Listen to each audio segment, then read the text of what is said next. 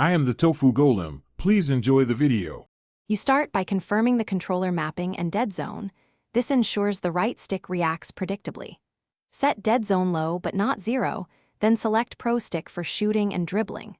Once done, practice a few free throws in the training arena so you feel stick sensitivity and motion. Make sure to toggle shot meter and shot timing in the same session so the right stick's vertical input maps to release direction and not just timing. You'll layer dribble moves using short flicks versus sustained holds to control intent. Flicks execute quick crossovers while holds trigger size ups. Combine the right stick with sprint to create escape dribbles and separation. This changes defender timing. Once comfortable, chain rotations.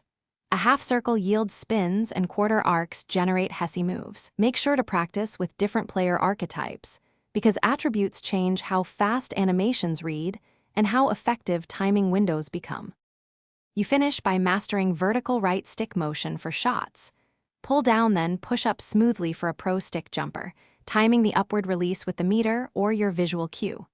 Near the rim, subtle stick nudges produce floaters and directional layups. Don't over-rotate.